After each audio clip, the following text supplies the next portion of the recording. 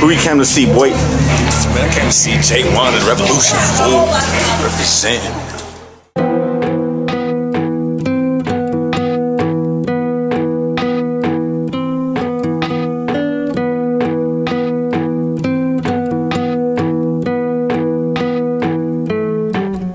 Dr. Martin Luther King has been shot to death in Memphis, Tennessee. Huey Newton, a co-founder of the Black Panther Party, was shot to death early this morning in Oakland, California. And Malcolm X was assassinated in Harlem, New York. Tupac Shakur died Friday night, 6 days after taking 4 bullets, 2 in the chest. Former Beatle John Lennon, who was 40, was shot and killed last night outside his luxury apartment in New York. President Kennedy has been assassinated. The President of the United States is dead.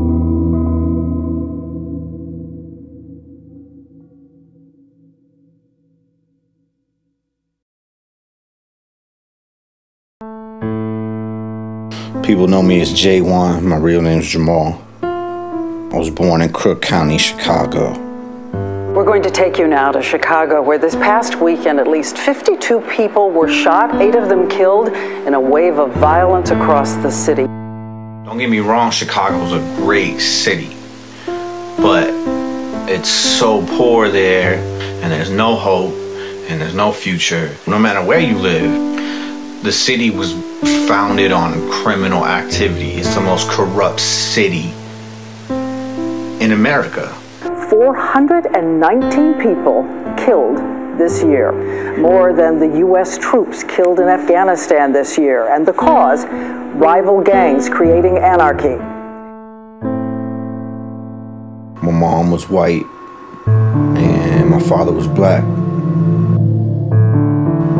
and I felt like the world didn't even think I was a human being or even existed.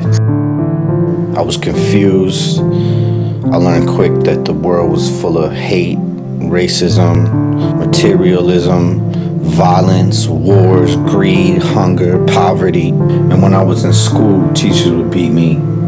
They said I'd never be nothing. They throw rocks at our windows, try to set our house on fire. And people would terrorize my family. All that made me just want to close up inside and not come out. I was still a teenager when I made my first demo tape. I think my mom was a big influence on me. She loved music and was in a band. My grandmother grew up with Nat King Cole and the whole blues scene and the Chicago scene back then. Some of my influences when I was younger was like Malcolm X, Public Enemy, Nirvana, Muhammad Ali, you know, a lot of reggae. Fred Hampton. Because when these people spoke, they spoke the truth and they spoke it with passion. I didn't even learn to read till I was in high school. So the only way I could express myself was through music. Nobody that I was listening to was saying anything about what I was going through. I never really fit in anywhere. So that made me want to tell my story. I was really reserved back then. I didn't go out much because every time you went out, it was something different. Someone getting beat up, cops harassing you, somebody getting shot. We had some problems with some dudes, you know, some thug gangbangers or whatever, you know, bugging us, threatening us. These cats, every time they saw us, would come at us, you know, and would just terrorize. All kinds of things. So one day, me and my cousin were on the way to work. You know, these dudes jumped out, like, threw rocks at my car, and one of the dudes tried to jump out and kill my cousin. You know, I think I was just so sick of the police and the gangs and the thugs and the drugs and the racism that I just snapped, couldn't take it anymore. So we retaliated on his mom. And they never bothered us again. The police were after me, And my mom was like, yo, I'm not gonna have my 18-year-old son end up dead. So she shipped me out to the East Coast. I ended up in DC, but it was still the same kind of shit. Gang banging, drugs, poverty, police brutality. So I ended up in Florida.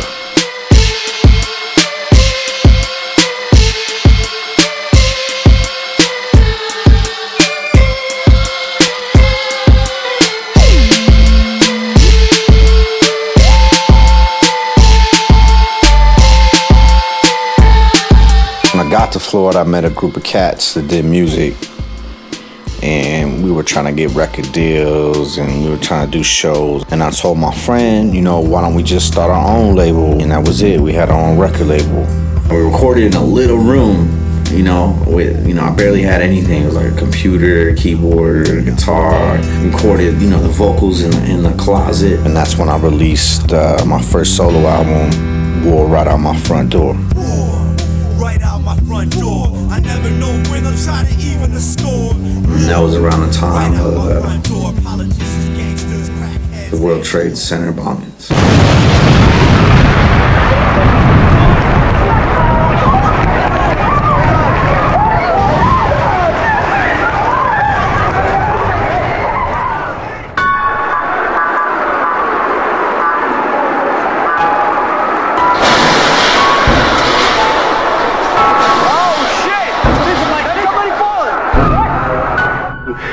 Plane has crashed into the side of the World Trade Center. Details at this hour, very sketchy. We don't have any reports of what type of plane. But it definitely looked to be smaller than a commercial airline. And it didn't look like a commercial jet. And what you're saying could be a drone aircraft. That's an aircraft that's guided electronically to its target.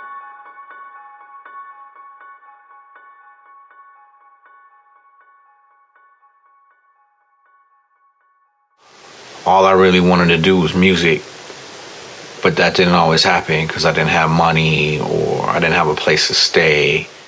When people would stop by the studio, I'd play them a song that I was working on at the time, and they used to say, "Oh, Jay, you can't say that, man. You can't do that. You're crazy." Oh man, I met Jae-Wan back in. I was with this other dude. We were in a group together. We went by Next Level. Raz B brought us out to Las Vegas, the HP Pavilion, and I met Jay there with a guitar, man. You know, immediately when I heard Jae-Wan's music, I knew, you know, number one, he was passionate about it, and two, it was unique. Saw him, you know, perform it live, and you know, I knew he was onto something. Jay just be on that revolutionary tip, and so I'm already knowing what his music's like. There's rhythms that I'd never experienced before. You hear all these different styles in one song, and then each song had its own character. Guitar was the main thing to me that made it really interesting. It was just different. It had you know, different attitudes to with the beats, and you know, just had a really rocking element too. But it just had really dynamic character, this music, and it's what really drew me to it. Jae-Wan rocks. All day, every day. Some people ask what kind of music you do or what type of music do you write. I tell them rebel music. Fuck the police! Fuck the police! Fuck the police! Fuck the police! Fuck the police! All the pigs grab their Glocks when I roll on the block. I'm a revolutionary at war with the cops. They keep a brother locked up without any return. When the revolution starts, watch a pork chop burn.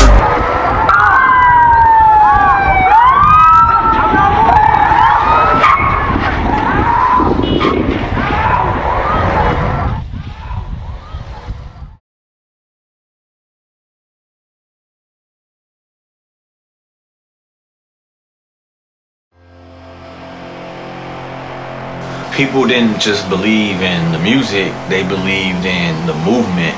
At the time, music was separated. Why is music separated? That's the one thing in this world that everyone can relate to. I was working with so many artists, from reggae to country to hip hop to rock that I created this union. It got so big that Julia Beverly, that owned Ozone magazine, featured us in there, featured artists I produced. I never expected it to grow that big. I was just very passionate about music. I started getting followers that would say, I'm tired of struggling, I'm tired of feeling like there's no hope, man, and you bring me hope. Eventually, because of the content of the music and the following, it caught the attention of the FBI. I got the information from my superiors on Jae-Wan. They said to me, this guy must not make another record. Whatever we have to do to incarcerate him, then do it. The FBI and the police got together and got 2 undercovers to come to the studio to try to book studio time. At the time, I didn't know they were undercovers. I guess they were pissed off at the fact that I wouldn't give them studio time, so they finally got a guy to infiltrate the movement in a different way. My supervisor sent me out into the field, set up surveillance on Jae-Wan. We had phone taps. We had people watching him around the clock. I went to pick up this cat one night at 7-Eleven. I pulled up in the parking lot. He jumped in the car. I was getting ready to leave the parking lot. As soon as I pulled out of the space, 6 cars pulled into the parking lot. Men with automatic weapons and ski masks jumped out and surrounded the car. We had a hard time finding anything that would stick in court. They planted drugs in the car. They planted guns in the car. Planting evidence on someone is nothing new. American officials have been doing it for years. Just look at what happened with the whole Iraq thing. They told the public there was weapons of mass destruction, and Americans believed it. So we had an excuse to go over there and take control. I was playing cards one night with my cellmate, and he asked me what I was doing here. I told him I was a political prisoner. I was a prisoner of war. Government officials saw him and his movement a threat to national security. He persuaded the judge to give him 15 years to life and started on neutralizing the movement.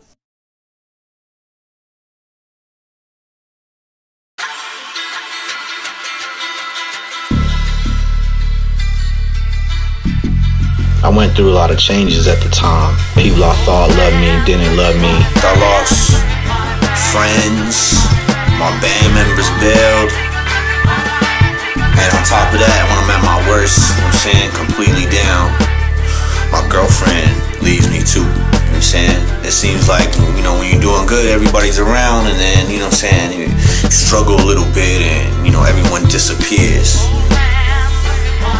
It's nuts. But in actuality, it made me want to work that much harder. I was more determined than ever because I had nothing. I turned to the only thing I knew. As soon as I got to Arizona, the first thing I did was start recording all the songs I was writing in prison. The name of the album was Economic Warfare. The first song I recorded for that album was Letter to the President.